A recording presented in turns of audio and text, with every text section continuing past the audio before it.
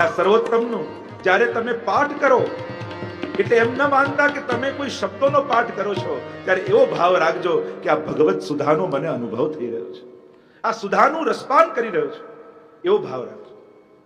તો પાઠ કરવામાં આવે એવું કોઈ ગ્રંથોમાં લખ્યું નથી કે વાંચીને નહીં કરવા. ઘણા લોકો કે અમને મોઢે નથી થતા એટલે અમે કરતા નથી. ક્યાંય કોઈ એવો ગ્રંથમાં વાંચ્યું કે મોઢે કરે ને વધારે ફલ, વાંચીને કરે ને ઓછું ફલ? કરો એની આજ્ઞા છે. नित्य वैष्णव को सर्वोत्तम स्तोत्र तो वैष्णवों की गायत्री कहवाय है. जैसे यूं कहा गया कि ब्राह्मण 3 दिन तक जो गायत्री पाठ न करे तो उसे पुनः जनेऊ लेने का विधान, एनु ब्राह्मणत्व नाश पामे छे. एम ज सर्वोत्तम स्तोत्र ए वैष्णवनी गायत्री है. એટલે પ્રત્યેક વૈષ્ણવે આ 3 પાઠ તો બ્રહ્મ સંબંધી દરેક વૈષ્ણવે કરવા જ જોઈએ. એક યમનાષ્ટક, બીજું કૃષ્ણાશ્રય અને ત્રીજો સર્વોત્તમ સ્તોત્ર. બને તો આજ ही सब नियम ले लो. અહીંયા જેટલા બેઠા છે આજે સંકલ્પ કરીને જાય કે રોજ सर्वोत्तम स्तोत्रનો પાઠ કરીશ. और पाठ कठिन लगता है तो नामावली से शुरू करो. 108 नामावली बोलिए, प्रारंभ कीजिए. आपको ही अनुभव होगा कि साक्षात वल्लभ रूप सुधा का संबंध होते ही आपके जीवन में भक्ति का उदय होगा और जितने भी भक्ति के प्रतिबंध हैं सभी प्रतिबंधों का निवारण हो जाएगा. तो ऐसे महात्म्य समझाते हुए गोसाई जी प्रभु चरण ने कहा, ये ऐश्वर्य वीर यशस्वी ज्ञान वैराग्य षड्विध धर्म. देखो ठाकुर जी में 6 धर्म है, महाप्रभु जी में 6 धर्म है. महाप्रभु जी के स्वरूप, नाम और लीला को समझने के लिए, गुण को समझने के लिए, नाम, गुण और स्वरूप, ये तीनों को समझने के मतलब महाप्रभु जी के स्वरूप का संपूर्ण आराधन करने के लिए गोसाई जी प्रभु चरण ने 3 स्तोत्र हमको दिए. एक है सर्वोत्तम स्तोत्र जिसमें नाम का वर्णन है, दूसरा है श्री वल्लभाष्टकम, उसमें स्वरूप का वर्णन है, और तीसरा है सप्तश्लोकी, इसमें गुणों का वर्णन है. तो श्री महाप्रभु जी के भीतर षड्विध ऐश्वर्य और धर्मी स्वरूप इस 7 श्लोकों में, सप्तश्लोकी में श्री गोसाई जी ने हमको समझाया. ये 3 पाठ करो तब महाप्रभु जी का संपूर्ण आराधन होता है. तो श्री ठाकुर जी में षड ऐश्वर्य है, महाप्रभु जी में है, वैसे ही यमुना जी में षड्विध ऐश्वर्य है. टीकाओं में समझाया गया है यमुनाष्टक की. इस प्रकार 6 श्लोकों में महात्मा का वर्णन करते हुए अब गोसाई जी प्रभु चरणों को जो दिव्य नामों का दर्शन हुआ, उन नामों का गान करते हुए श्री गोसाई जी प्रभु चरण के मुख से सर्वप्रथम नाम निकला, आनंदाय नमः. सब बोले आनंदाय नमः, आनंदाय नमः, आनंदाय नमः. અહીંયા બેસેલા આગળથી લઈને છેલ્લે બેસેલા વ્યક્તિ સુધી સર્વના મુખમાં નામ ઉચ્ચારણ થવું જોઈએ. आनंदाय नमः, आनंदाय नमः, आनंदाय नमः, आनंदाय नमः, आनंदाय नमः, आनंदाय नमः. श्री वल्लभाधीश की जय. आनंदाय नमः. सबसे पहले दर्शन गोसाई जी को हुए श्री महाप्रभु जी के पूर्ण पुरुषोत्तम स्वरूप के. देखो ये पहले 3 नाम मुख्य हैं और 35-35 नाम इन तीनों के सहायक हैं. आनंदाय, परमानंदाय और श्री कृष्णास्याय नमः. तो आनंद, परमानंद और श्री कृष्णास्य, ये 3 नाम धर्मी रूप, प्रधान रूप, और 35-35 नाम इन तीनों के सहायक. तो 35 ने 3 વાર ગુણાકાર કરો તો થાય 105 અને એમાં 3 નામ ઉમેરો તો થાય 108. તો આ 3 નામ મુખ્ય છે. કારણ કે રૂપમ તત ત્રિતયાત્મકમ પરમ વિધેયમ સદા વલ્લભમ. જો ત્રિતયાત્મક સ્વરૂપની વાત આપણે સ્વરૂપ ધ્યાન સમયે કરી, એ ત્રિતયાત્મક સ્વરૂપનું વર્ણન આ 3 નામમાં છે. આનંદ, પરમાનંદ અને શ્રી કૃષ્ણાસ્ય. આ ત્રિતયાત્મક સ્વરૂપ શું છે? આનંદ કહીને શ્રી ગુસાઈજી પ્રભુ ચરણ કહે છે કે પૂર્ણ પુરુષોત્તમ વેદમાં જે બ્રહ્મની વ્યાખ્યા કરી છે એ જ પરબ્રહ્મ સાક્ષાત શ્રી વલ્લભ સ્વરૂપે પ્રગટ થયા છે. जो व्यक्ति एक होए पर एना स्वरूप अनेक हो सके, वैसे ही व्यक्तित्व एक दिखाई देगा आचार्य चरण का, पर अनेक विध स्वरूप से श्री महाप्रभु जी विराजते. એટલે આ પહેલું સ્વરૂપ પૂર્ણ પુરુષોત્તમ. क्योंकि वेद में ब्रह्म की व्याख्या करता वेदे कहूं आनंद मात्र करपाद मुखोदरादि. ब्रह्म कैसा है, ईश्वर की व्याख्या शू करी, ब्रह्म की व्याख्या शू करी वेदे. ब्रह्म केवो छे તો બ્રહ્મને સમજાવતા વેદે કહ્યું આનંદ માત્ર કર પાદ મુખ ઉદરાદિ, એટલે કે જે સર્વાંગ આનંદમય છે એ જ બ્રહ્મ છે. આનંદ, કૃષ્ણ, રસ, પ્રેમ આ ચારેય શબ્દો સમાનાર્થી છે. તમે વેદથી લઈને ભગવદીઓની વાણી સુધી ભગવાનને આ ચાર નામે ઓળખી શકો છો. ક્યાંક એને પ્રેમ રૂપ કહ્યો છે, પ્રેમ હરિ કો રૂપ હૈ ત્યો હરિ પ્રેમ સ્વરૂપ, એક હોય દ્વે યો લસે જો સૂરજ અરુ ધૂપ. જેમ સૂરજ અને ધૂપ જુદા નથી, એનો તડકો એ બંને જુદા નથી, એક જ રૂપ છે, એમ બ્રહ્મ અને પ્રેમ એ જુદા નથી. ક્યાંક ક્યાંક એને રસરૂપ કહેવાય, રસો વૈસા. ક્યાંક ભાગવતજી આદિ પુરાણોમાં એને કૃષ્ણ કહેવાય. કારણ કે કૃષ્ણ ભુવાચકો શબ્દ નશ્ચ નિવૃત્તિવાચક તયોરૈક્ય પરબ્રહ્મ कृष्णत्य विधीयते. उपनिषद में कृष्ण शब्द की व्याख्या ही ये कही गई. कृष्ण शब्द की डेफिनेशन क्या, व्याख्या क्या, कि कृष्ण भूवाचक शब्द. કૃષ્ણ એટલે ભૂ સત્તાયામ, જેની સર્વત્ર સત્તા છે. કેવી? નશ્ચ નિવૃત્તિવાચક, આનંદમય સત્તા છે. એટલે કે જેની સર્વત્ર આનંદમય સત્તા છે એ જ કૃષ્ણ છે. તો વેદમાં એ જ કૃષ્ણ પરબ્રહ્મને સમજાવતા કહ્યું આનંદ માત્ર કરપાદ મુખોદરાદિ, એ તો સર્વાંગ આનંદમય છે. એને મુખ ઉદર સર્વ અંગે અંગો આનંદમય છે. એ વેદનો બ્રહ્મ, અને એ જ વેદમાં વર્ણિત બ્રહ્મ નંદ બાબાના ઘરે કૃષ્ણ બનીને પ્રગટ થયા. એટલે નંદ મહોત્સવમાં આપણે શું કહીએ? નંદ ઘેર આનંદ ભયો. પછી કહીએ આનંદ કોણ? તો કે જય કનૈયાલાલ. પણ વેદમાં વર્ણિત એ આનંદ નંદ બાબાને ત્યાં પ્રગટ થયો છે. એટલે નંદ મહોત્સવમાં નંદ ઘેર પહેલા શું કહીએ? કે આનંદ ભયો. પછી આનંદનું નામ શું? તો કે જય કનૈયાલાલ. એ કૃષ્ણ કે કનૈયા નામે પ્રસિદ્ધ થયો. તો વેદમાં વર્ણિત બ્રહ્મ આનંદમય, એ જ નંદ બાબાના ઘરે પ્રગટેલા કૃષ્ણ, અને એ જ નંદ બાબાના ઘરે પ્રગટેલા કૃષ્ણ લક્ષ્મણ ભટ્ટજીને ત્યાં વલ્લભ રૂપે પ્રગટ થયા છે. એટલે પહેલું નામ આપ્યું આનંદાય નમઃ. આનંદ રૂપ. એટલે આપણા ભગવતીઓ ગાતા હોય ને, વલ્લભને શરણે જઈ રહી આનંદ, કારણ કે વલ્લભ આનંદ રૂપ. અને આનંદ રૂપ એટલા માટે કયા? કારણ એ સાક્ષાત પરબ્રહ્મનું સ્વરૂપ છે. આ ત્રણ નામ આનંદ, પરમાનંદ, શ્રી કૃષ્ણ. આનંદ કઈ? એ પ્રભુ રૂપ છે. તો કહું પ્રભુએ તો પ્રાગટ્ય લઈ અનેક કાર્યો કર્યા. તમે દસમા સ્કંદમાં જોવા જાવ તો શરૂઆતની લીલાઓમાં ઠાકોરજી પ્રગટ થયા અને વ્રજમાં પ્રધાન 14 કાર્યો શ્રી ઠાકોરજીએ કર્યા. 14 પ્રકારની વિશેષ લીલાઓ કરી. તો આ સાક્ષાત એ જ સ્વરૂપ હોય તો એમણે એવી લીલાઓ કરી? આચાર્યો કહે હા, જેવી લીલાઓ ઠાકોરજી વ્રજમાં પ્રગટ થઈને કરી એવી જ લીલા શ્રી મહાપ્રભુજીએ ભૂતલ પર પ્રગટ થઈને કરી. 11 વર્ષ ને 52 દિવસ ઠાકોરજી વ્રજમાં બિરાજ્યા. તો આ સાક્ષાત એ જ સ્વરૂપ હોય તો એમણે એવી લીલાઓ કરી? આચાર્યો કહે હા, જેવી લીલાઓ ઠાકોરજી વ્રજમાં પ્રગટ થઈને કરી એવી જ લીલા શ્રી મહાપ્રભુજીએ ભૂતલ પર પ્રગટ થઈને કરી. 11 વર્ષ ને 52 દિવસ ઠાકોરજી વ્રજમાં બિરાજ્યા, અને 52 દિવસની લીલા પ્રગટ કરવા માટે શ્રી મહાપ્રભુજી 52 વર્ષ ભૂતલ પર બિરાજ્યા છે. ખુલ્લા ચરણારવિંદથી શ્રી ઠાકોરજીએ વ્રજમાં પરિભ્રમણ કર્યું.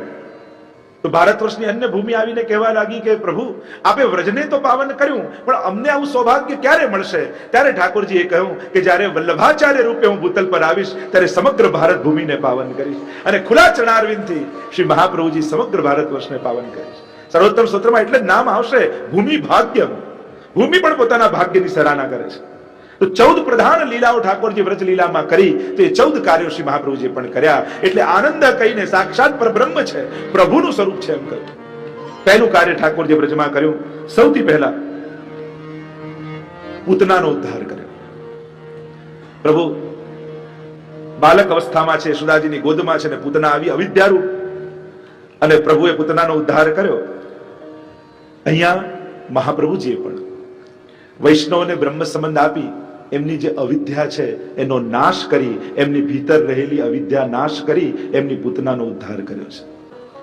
તો જેમ પૂતના ઉદ્ધારની લીલા ઠાકોરજીએ કરી, એમ મહાપ્રભુ કારણ કે અવિદ્યારૂપ છે પૂતના, જે અપવિત્ર છે ને પવિત્ર કર્યા. તેમ જે સંસારમાં સંસાર આસક્તિમાં રચા પચાને મગ્ન બની ગયેલા એ જીવને શરણે સ્વીકાર કરી અને એમની અવિદ્યાનો નાશ કર્યો છે. બીજી લીલા પ્રભુએ કરી તૃણાવર્તનો ઉદ્ધાર કર્યો. આ તૃણાવર્ત આંધીના રૂપમાં આવેલો, વંટોળિયાના રૂપમાં આવેલો. તો શ્રી મહાપ્રભુજીએ પણ માયાવાદની જે આંધી છાઈ હતી 500 વર્ષ પૂર્વ, એ માયાવાદની આંધીને નિરસ્ત કરી અને શુદ્ધાદ્વૈત બ્રહ્મવાદનું દર્શન કરાવ્યું છે. એમ આ રીતે મહાપ્રભુજીએ તૃણાવર્તનો ઉદ્ધાર કર્યો છે. અને જ્યારે આંધી વ્યાપેલી હોય ત્યારે એની સામે ટકવું બહુ અઘરું હોય. એ તૃણાવર્ત આંધી રૂપે આવેલો. અને અહીંયા પણ માયાવાદની એવી આંધી ચાલતી હતી ત્યારે મહાપ્રભુજીએ એનો નિરાશ કરી અને મહાપ્રભુજીએ સાકાર બ્રહ્મવાદની, શુદ્ધાદ્વૈત બ્રહ્મવાદની સ્થાપન કર્યું. ત્રીજી લીલા ઠાકોરજીએ કરી શકટાસુરનો વધ કર્યો અને શકટ તોડી. શકટ એ સંસારનું પ્રતીક છે અને બ્રજભક્તોની લૌકિક આસક્તિઓનો નાશ કર્યો.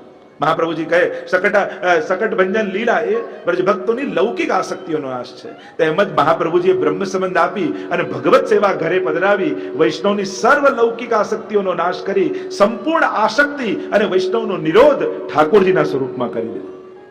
યા શકટ એ કાષ્ટના રૂપમાં છે અને કાષ્ટ નું ભંજન કર્યું, યા કાષ્ટ કર્યું. તો મહાપ્રભુજીએ કાષ્ટની કંઠી વૈષ્ણવના ગળામાં આપી અને જેમ શકટ ભંજન ત્યાં લીલા થઈ એમ કંઠી ગળામાં આપી અને વૈષ્ણવની સર્વ આસક્તિઓનો નાશ કરી દીધો. ત્રીજી લીલા ઠાકોરજીએ કરી. ચોથી લીલા માખણ ચોરીની લીલા કરી.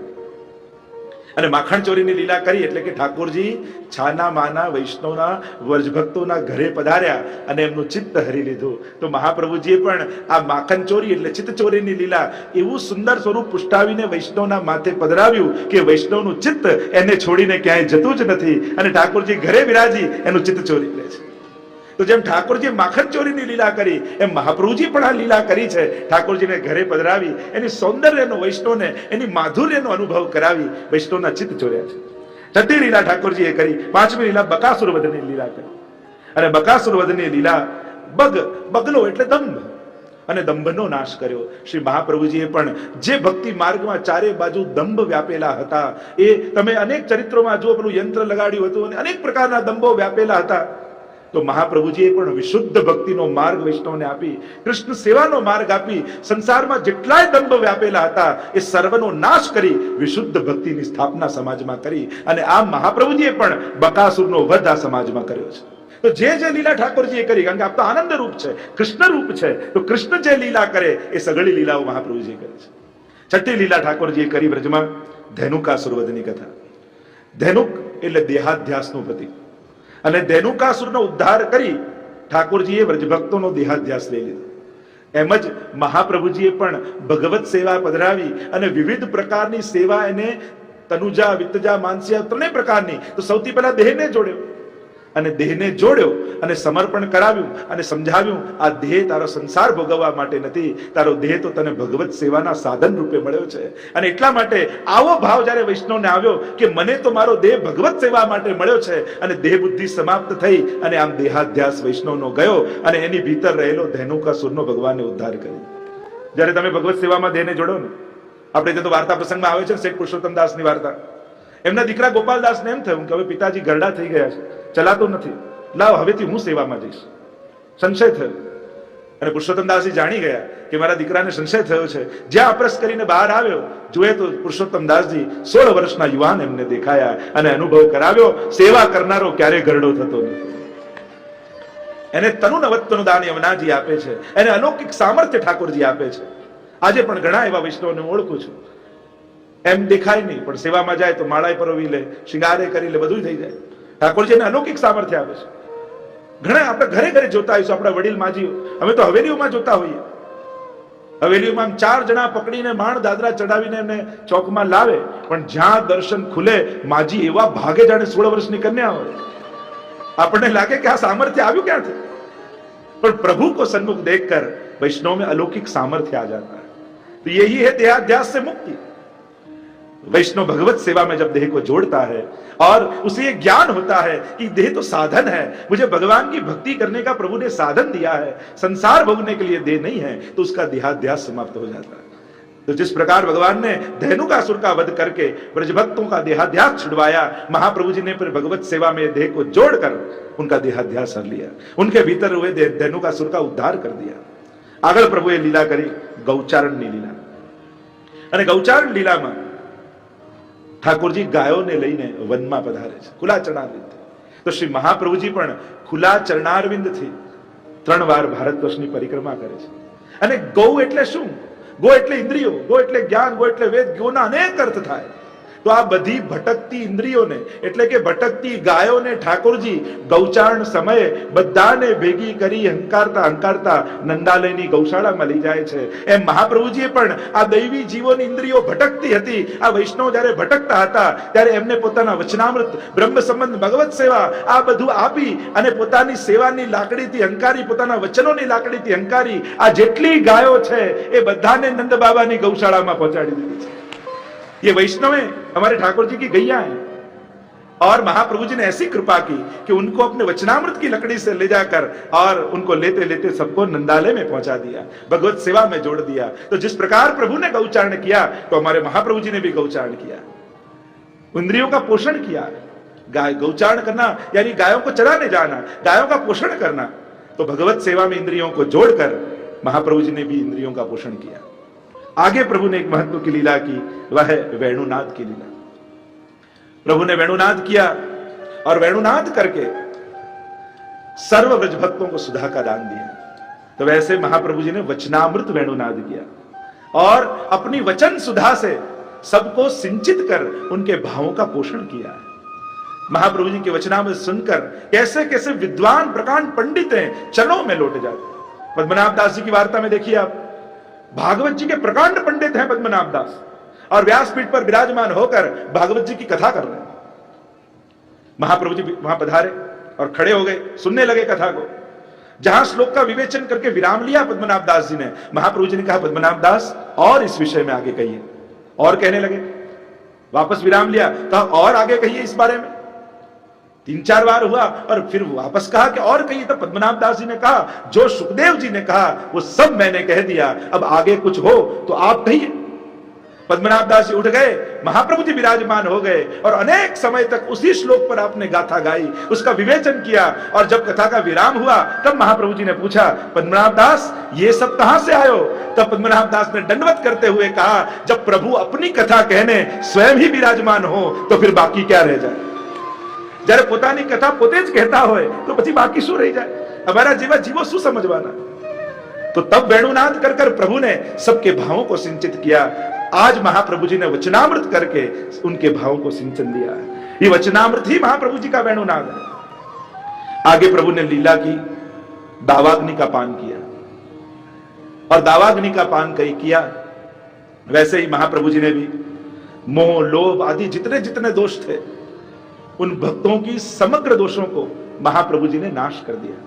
आगे प्रभु की व्रज लीला का प्रसंग आया, गोवर्धन धारण की लीला. गिरिराज धारण की लीला ठाकुर जी ने की और गिरिराज धारण करके सभी भक्तों को अनन्यता का दान दिया, अन्याश्रय छुड़वाकर अनन्याश्रय का दान दिया. वैसे ही महाप्रभु जी ने अपने शास्त्र वचन कहकर, अपने शरणों में रहकर, ब्रह्म संबंध कराकर ठाकुर जी के समर्पित करके उनके सभी अन्याश्रयों को छुड़ाकर ठाकुर जी में अन्याश्रय का दान दिया. जो जो लीलाएं ठाकुर जी ने की हैं ब्रज में, वह सभी लीलाएं महाप्रभु जी ने की. गिरिराज धारण के बाद लीला की ठाकुर जी ने सखाओं के साथ विहार करना. सखाओं के साथ ठाकुर जी गौचारण करने पधारते हैं. तो यहां आप देखिए युगल गीत, वेणु गीत की कथा में ठाकुर जी सगो गोपाल लकोच्युतः, सखा गायों के साथ ठाकुर जी वन में पधार रहे. तो वहां तो सखाओं के साथ वन में पधारे, यहां अपने निज सेवकों के साथ परिक्रमा में पधारे. देखो महाप्रभु के साथ दमला जी रहते हैं, माधव भट्ट कश्मीरी रहते हैं, कृष्णदास मेघन रहते हैं, रामदास जी रहते हैं. रामदास जी की कैसी सेवा है. महाप्रभु जी पधारते हो तो उल्टे चलते हैं रामदास. और उनका भाव क्या कि महाप्रभु जी पधार रहे हैं खुले चरणारविंद से, कहीं उनको कांटे कंकर की श्रम न पड़ जाए, चोट न लग जाए. उनकी सेवा ये उल्टे चलें और मार्ग साफ करते करते जाए. ये सेवा उनकी कि मेरे वल्लभ को कहीं श्रम न पड़ जाए. कैसो भाव. एक बार तो स्वयं के चरण में कांटा लग गया. मन में सोचने लगे, जो मैं कांटा निकालने के लिए खड़ा रह गया तो इतनी देर तक महाप्रभु जी भी खड़े रह जाएंगे. और जो महाप्रभु जी खड़े रह गए तो जिस जीव का उद्धार करने के लिए वल्लभ पधार रहे हैं, उस जीव के उद्धार में इतने क्षणों का विलंब हो जाएगा. इसलिए खून की धारा बह रही है और रामदास जी उल्टे चले जा रहे हैं, चले जा रहे हैं. और जब महाप्रभु जी ने देखा, कहा रामदास कांटा निकाल लो। ऐसे वैष्णव साथ में जो जो महाप्रभु जी के वचनामृत होते हैं, माधव भट्ट कश्मीरी लिखते जाते।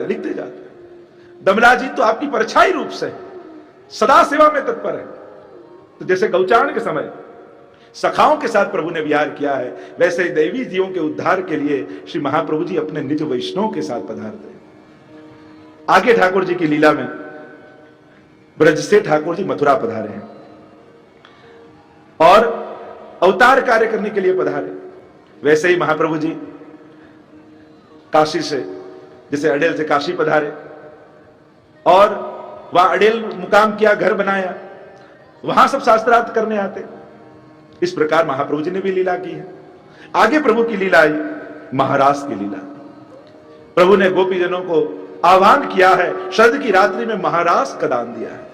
तो श्री महाप्रभु जी ने भी सेवा का घर में ही सुख देकर वो जो रास का अनुभव है, वो परम भगवत रस का अनुभव है, वह वहां रास का सुबोधनी जी में अर्थघटन करके उसका तत्व ज्ञान दिया और भगवत सेवा का दान देकर वह रस को चखाया है वैष्णवों को।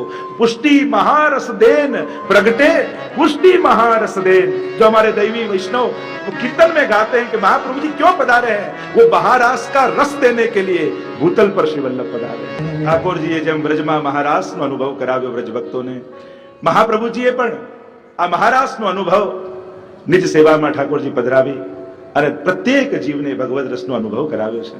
આપે સ્વયં ભાગવતજીમાં એ મહારાસના અર્થઘટનો કરી અને એનું તત્વજ્ઞાન આપણને આપ્યું છે, એનો ભગવત ભાવ આપણને સમજાવ્યો છે. અને આમ ઠાકોરજીએ જે 14 મુખ્ય લીલાઓ કરી છે, છેલ્લે જેમ કહ્યું કે પ્રભુ પધાર્યા એમ મહાપ્રભુજી પણ પધાર્યા છે. એ સર્વ લીલાઓ શ્રી મહાપ્રભુજી પણ ભૂતલ પર પધારીને કરી અને એટલા માટે જ ગુસાઈજી આપને આનંદાય નમઃ કહીને વંદન કરે છે કે જે કૃષ્ણ છે એ જ કૃષ્ણ શ્રી વલ્લભ રૂપે ભૂતલ પર પધાર્યા છે. આપણે ત્યાં તો હરિરાયજી કહે છે, જે ઠાકોરજી અને મહાપ્રભુજીમાં ભેદ જુએ એને આસુરી જાણે. ગોવિંદ સ્વામીના પ્રસંગમાં આવે છે ને, ત્યાં ગયા મહેલમાં અને કહ્યું ઠાકોરજી પદ ગાવાનું, કહ્યું તો ઠાકોરજીનું ગાયું. महाप्रभु जी નું પદ ગાયું તો કહું હવે પ્રભુનું ગાવ. તો કહ્યું કે તુમ इन दोनों में भेद जानो हो क्या? ઠાકોરજી અને વલ્લભમાં કોઈ ભેદ છે? પુષ્ટિ પથ પર ચાલનારો વૈષ્ણવ ક્યારે પણ શ્રીજી અને વલ્લભમાં ક્યારે ભેદ જોતો નથી, બંનેને એક કરીને જાણે છે. અને એટલા માટે ગુસાઈજી મહાપ્રભુજીના આ પ્રથમ સ્વરૂપને વંદન કરતા કહે આનંદાય નમઃ, आनंदाय नमः, आनंदाय नमः, आनंदाय नमः, आनंदाय नमः, आनंदाय नमः. आनंदाय नमः કહી સાક્ષાત પરબ્રહ્મ પોતે છે મહાપ્રભુજી એનું સૂચન કરે. અને અનેક જગ્યાએ જેમ પુરાણો આદિમાં એના પ્રમાણો આપણને આપ્યા છે. પણ એ આનંદનો જે અનુભવ કરે એ પરમાનંદી થાય. તો એ આનંદ રૂપ કૃષ્ણનો આનંદ કોણ માણે છે? તો કહું શ્રી સ્વામિનીજી એ આનંદ રૂપ કૃષ્ણને માણે છે. તો આનંદને માણનારો પરમાનંદી થાય. અને એટલા માટે શ્રી મહાપ્રભુજી એ સાક્ષાત સ્વામીજીનું સ્વરૂપ છે એમ કહેતા બીજું નામ ગુસાઈજી સર્વોત્તમ સ્તોત્રમાં કહેતા આજ્ઞા કરે પરમાનંદાય નમઃ, परमानंदाय नमः, परमानंदाय नमः, परमानंदाय नमः, परमानंदाय नमः, परमानंदाय नमः.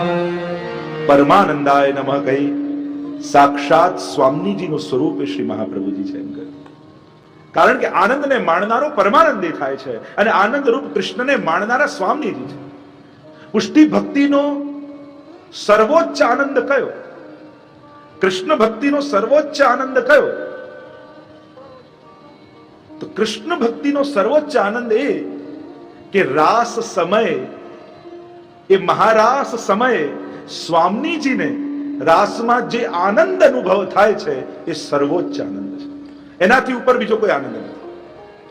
સર્વોચ્ચ કોઈ સિરમોર આનંદ કોઈ હોય તો મહારાસ સમયે જે સ્વામીજી આનંદ અનુભવે છે એના ઉપર ઠાકોરજીના સ્નેહ આવે છે. એમ હરિરાયજી કે અપનો કર ગોકુલપતિ અરે વિદ્યમાન આનંદ તજી ચલત ક્यों અપાથે જય જય શ્રી વલ્લભ પ્રભુ વિઠ્ઠલેશ સાથે. એ તો વિદ્યમાન સામે ઉભેલો આનંદ છે, એને છોડીને વૈષ્ણવ ક્યાં ભટકે. છઠ્ઠું લક્ષણ આપ્યું, ઠાકોરજીના મુખમાંથી વેદોનું પ્રાગટ્ય છે. વેદ પ્રભુના મુખમાંથી નિશ્વાસમાંથી પ્રગટ્યા છે. તો શ્રી મહાપ્રભુજીનું પણ નામ છે વેદ પારગ. આ વેદ પારગ છે, કર્મ માર્ગ પ્રવર્તક છે, વેદની સર્વ મર્યાદાઓને પાળનારા છે. ઉજ્જૈન જયારે મહાપ્રભુજી પધાર્યા ને ત્યારે ત્યાં બધા જ બ્રાહ્મણોને એમ થયું કે આટલા મોટા વિદ્વાન આટલી નાની વયમાં લાવ એમની પરીક્ષા કરીએ. બધા જ એમની પાસે પરાસ્ત થઈ જાય છે. એટલે 100 બ્રાહ્મણોએ નક્કી કર્યું કે આપણે બધા એક એક કરીને નહીં, એક સાથે 100 પ્રશ્ન કરીશું. અને મહાપ્રભુજી બિરાજ્યા હતા, ચારે બાજુ 100 બ્રાહ્મણ ગોઠવાઈ ગયા, યુક્તિ કરી આજે તો મહાપ્રભુજીને હરાવવા છે કે મેં કરીને છલ કરીને શાસ્ત્રાર્થમાં હરાવીશું, એક સાથે 100 પ્રશ્ન કરીશું. અને મહાપ્રભુજી વચમાં બિરાજ્યા, 100 બ્રાહ્મણોએ એક સાથે પ્રશ્નો કર્યા અને મહાપ્રભુજીએ 100 મુખ ધારણ કરી બધાને એક જ ક્ષણે ઉત્તર આપી નિરુત્તર કરી દીધા. આપ તો વેદના જ્ઞાતા છે, આપના પૂર્વજો કેવા છે, એ વેદને જાણનારા, વેદના તત્વ જ્ઞાનને જાણનારા.